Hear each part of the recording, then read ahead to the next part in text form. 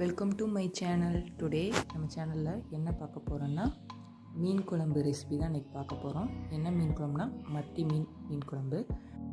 மீன் குழம்புக்கு தக்காளி, வெங்காயம் இதெல்லாம் தனியாக வதக்கி எடுத்து வச்சுக்கோங்க. மீன் குழம்பு செய்கிறதுக்கு முதல்ல பாத்திரத்தில் நல்லெண்ணெய் ஊற்றி கடுகு, கருவேப்பிலை, பச்சை மிளகா போட்டு தாளிச்சுக்குங்க. வெங்காயம் ஆட் பண்ணி வெங்காயம், பூண்டு இதெல்லாம் ஆட் பண்ணி நல்லா வதக்கிக்குங்க. அது வதங்கினோடனே நல்லா வதக்கிக்கிங்க. கண்ணாடி பதத்துக்கு நல்லா வெங்காயம் கண்ணாடி பதத்துக்கு வரணும். வதக்கிக்கிட்டு இப்போ என்ன ஆட் பண்ணுறீங்கன்னா தக்காளி ஆட் பண்ணிக்கோங்க. தக்காளி ஆட் பண்ணி அதையும் நல்லா மசிகிற அளவுக்கு நல்லா வதக்கிக்கிங்க. நல்லா வதக்கிக்கிட்டே இருங்க. உங்களுக்கு என்னோடய வீடியோஸ் பிடிச்சிருந்துச்சுன்னா மறக்காமல் லைக் பண்ணுங்கள், ஷேர் பண்ணுங்கள், சப்ஸ்கிரைப் பண்ண மறந்துடாதீங்க.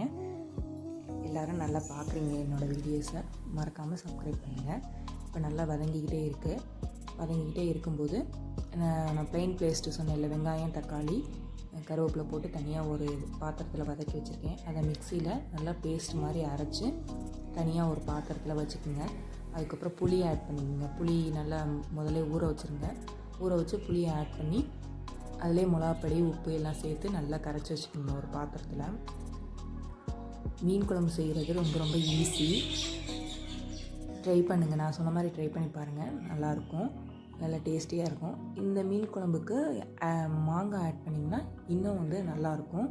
இப்போ நான் ப்ளெயினாக அரைச்சி வச்சுருக்கேன். அந்த பேஸ்ட்டை தான் நல்லா புளி தண்ணியெலாம் ஊற்றி கரைச்சி வச்சுருக்கேன். உப்பெல்லாம் ஆட் பண்ணி அதே மாதிரி நீங்களும் ஆட் பண்ணி நல்லா குழம்பு தாளிச்ச சட்டியில் ஊற்றிக்கிங்க.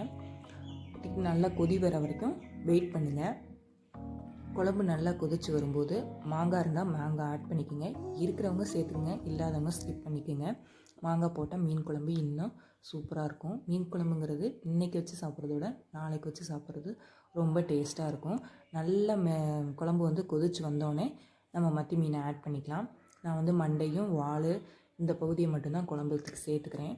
மற்றதெல்லாம் ஃப்ரை பண்ண எடுத்து வச்சுருக்கேன். தனியாக ஃப்ரை பண்ணுற வீடியோவும் கீழே போடுறேன், மறக்காமல் பாருங்கள் எல்லோரும்.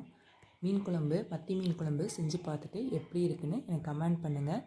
ப்ளீஸ் சப்ஸ்கிரைப் பண்ணுங்கள், மறந்துடாதீங்க. லைக் பண்ணுங்கள், ஷேர் பண்ணுங்கள். தேங்க்யூ ஃபார் வாட்சிங். பாய்.